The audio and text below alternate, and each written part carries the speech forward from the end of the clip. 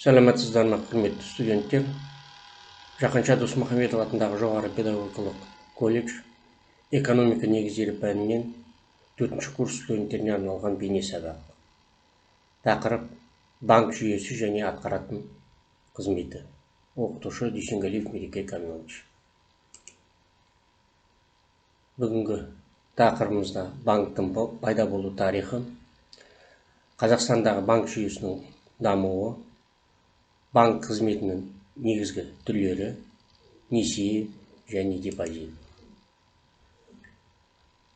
Банк деген ұғым Италия сөзінен орындық деген мағынаны білдіреді, айырбас орнын білдірген.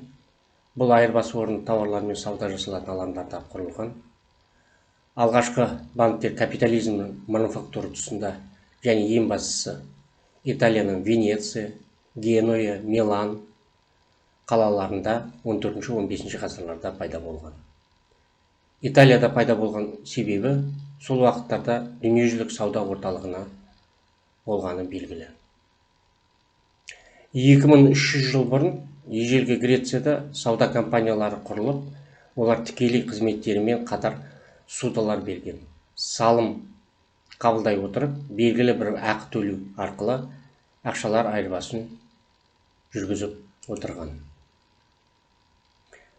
Банк бұл қаржы мекемесі. Банкте ақшалай қаражат шоғырланады және сақталады. Ақша есептерін жасап, ақша айналымы, несие банктің есеп айырысу мен валюталық қатынастар ұйымдастырылады. Ұлттық банк заңды тұлға, дербес балансы бар, өзіне тікелей бағынатын төменгі бөлімшелермен бірге тіке бағыныштағы біртұтас орталықтандырылған құрылым іс-әрекетін толық шаруашылық есеп негізінде жүргізеді. Ұлттық банктің қызметтері: ежелден қалыптасқан мемлекеттік өкілі ретінде заңды түрде банкнота шығарады. Орталық банктің ақша несие реттеу қызметі: ол экономиканы ақша несие айналымына әсер ету жолымен реттеу, яғни үкіметтің экономикалық саясатын құрамдас элементі. Орталық банктің сыртқы экономикалық қызметін банктердің ісін қадағалау және бақылап отырады. Жалпы банктердің қызметі: уақытша бос ақша қаражатын тарту, жинақтау және оның қарыз капиталына айналдыру.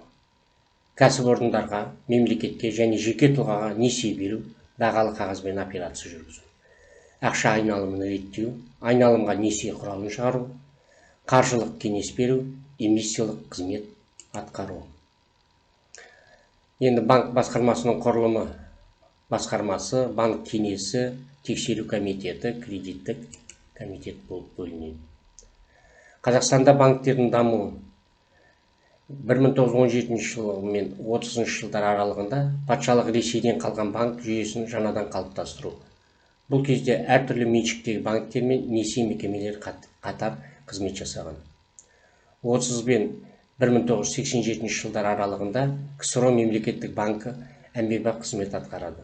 Ол орталық банкі ретінде эмиссиялау және несие беру қызметін қоса клиенттерге де қызмет көрсетті. 1988-1991 жылдар аралығында елде мемлекеттік мамандандырылған банктердің құрылуы, орталық банк ереже нұсқау құрып ақша эмиссиясымен жұмыстанды. 1991 жылы қазіргі уақытқа дейінгі нарықтық банк жүйесінің қалыптасу кезеңі, екі деңгейлік банк жүйесінің пайда болуы және дамуы. Банк қызметінің негізгі принциптері: ол өзінің ресурстары мен кредиттік құйылмалардың санын арақатынасын сақтайды. Банк өз қызметіне жауапкершілікпен қарап, толық дербестігін қамтиды. Банк өз клиенттерімен нарықтық қатынаста болады. Банк реттеу жұмыстары экономикалық әдістермен шешіледі. Енді электрондық төлем карталарды білесіздер. Visa Classic, Visa Gold, MasterCard, яғни оны өздеріңіз күнде қолданып жүрген боларсыздар. Банк операциялардың жаңа түрлері шықты. Қазіргі кезде лизинг, яғни мүлікті жалға береді аз уақыт пайда табу үшін. Факторинг дейтін бар, клиенттің қарызын алу құқығын сатып алады. Траст, клиенттің мүлігіне басшылық ету операциясымен сенім білдіреді. Бұл банк операцияларының жаңа түрлері, ол жаңадан құрылған шаруа қожалықтары осымен яғни өздеріне жаңа техника жабдықтарын банк арқылы осылай сатып алады.